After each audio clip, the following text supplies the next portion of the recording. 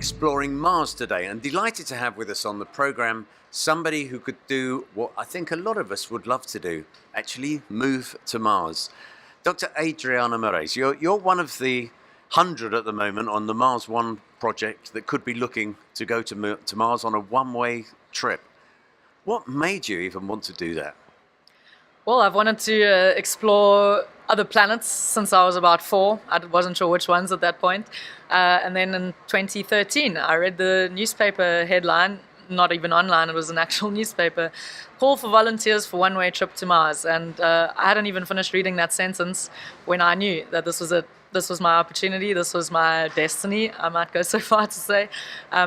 Exploring Mars will be the adventure of not the century, not the millennium, but in my mind, the history of planet Earth. This is the very first era in which we are seriously contemplating establishing a settlement of not only humans, but plants and other supporting organisms that will need insects for food, potentially, on our next door neighbor planet Mars. And this is really the beginning of our future in space, I believe.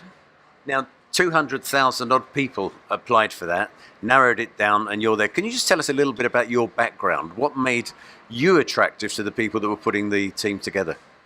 So technical skills are necessary. I am a theoretical physicist, so problem solving is something I love. The more difficult the challenge, the better.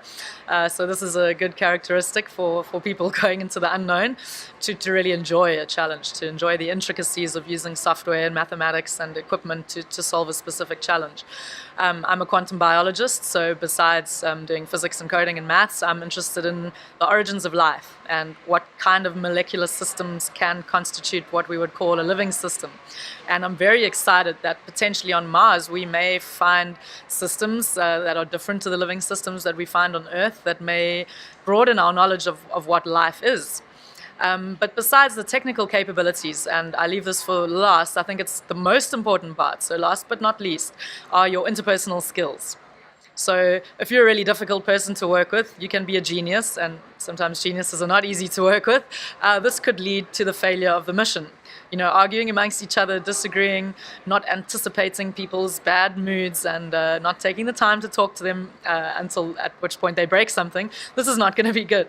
So being able to work well as a team, having empathy, having consideration, having trust, having cohesion within the team, this is arguably the most important part.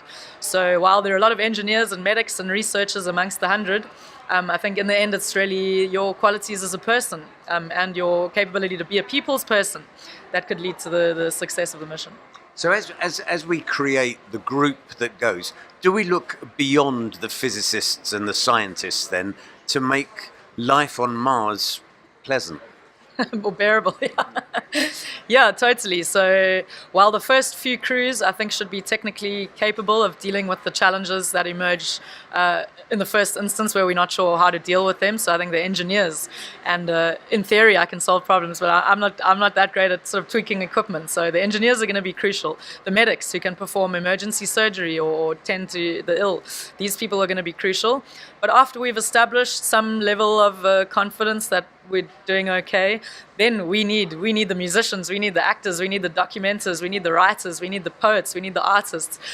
We really need a society on Mars, and perhaps nowadays we've maybe lost touch of the importance of the arts. I know my friends are always complaining about not getting funding, so the Mars mission is going to be expensive, but I think we must not forget those aspects of what it is to be human, which is the art side of life, and I hope we're going to bring all of this beauty of humanity to Mars, not just the engineering capability. Adriana, thank you so much for joining us on the program. I certainly hope there's life on Mars, and I hope you're part of that life on Mars sometime soon. Thank you very much. Thank you.